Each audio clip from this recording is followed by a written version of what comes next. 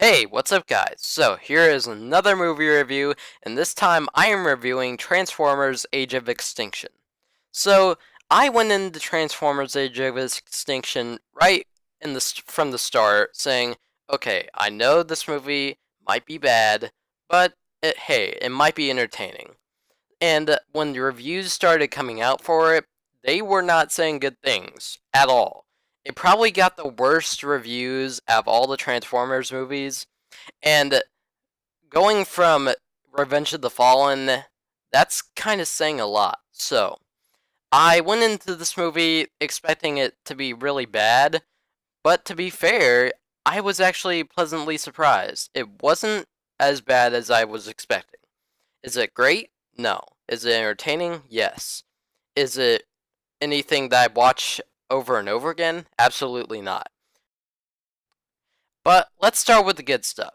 First of all, I like most of the actors in this movie, for the most part. Mark Wahlberg in the movie, I think he did a good job. He was likable in the role. He did good with what he had to work with, even though he wasn't the best written character in the world, but he did a good job, and so did most of the other people. There were a couple bad actors in the movie, especially the daughter character of Mark Wahlberg and her boyfriend. Both of them were kind of annoying to me, but they weren't like unbearable. They were just kind of mediocre at best. Another really good actor in the movie that really surprised me was Stanley Tucci and also Kelsey Grammer. I think those two did a really good job. Also, the action scenes in this movie are really, really cool too. Um, but most of it, the action in this movie revolves around explosions, shaky cam, and slow motion. But to be fair, that's kind of what I was expecting going into this movie. So it was still entertaining, and the special effects in the movie were really cool as well. Also, the Transformers in this movie were really awesome. The only two returning Transformers from the other movies are Optimus Prime and Bumblebee. Those are the only two returning Transformers. The rest of them are brand new. One of them is called Hound. He's voiced by John Goodman. He's like this really fat sort of army character. He was really funny. The others are John DiMaggio as this green transformer called Crosshairs. He wasn't my personal favorite, but he was still cool. And also, my personal favorite of the new Transformers are this sort of samurai character called Drift.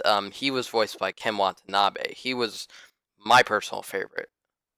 But aside from that, let's get into the bad stuff.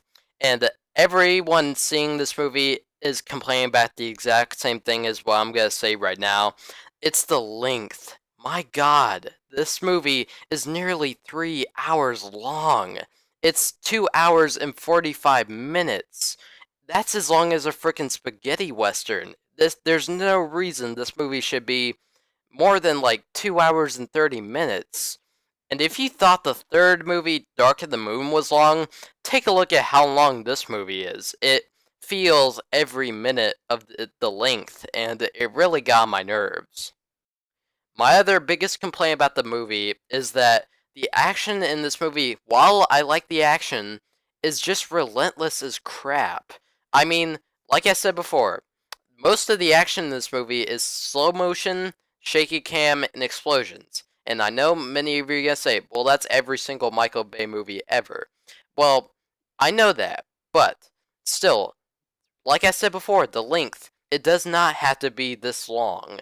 And the action in this movie just gets boring after a while.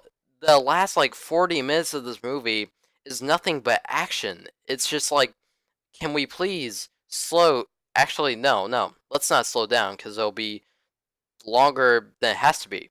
Can we please speed this up? And I know the Dinobots in this movie are really, really cool, but can we just please cut out some of this pointless other crap? Let's cut out a few of the explosions. Let's cut out a few of the slow motion shots, please. Also, the comedy relief in this movie, while I like Stanley Tucci Most of the other comic relief is just not funny, like in the other Transformers movies. TJ Miller in this movie is just annoying. I did not like him, and spoiler alert, when he dies in this movie, I really did not care at all.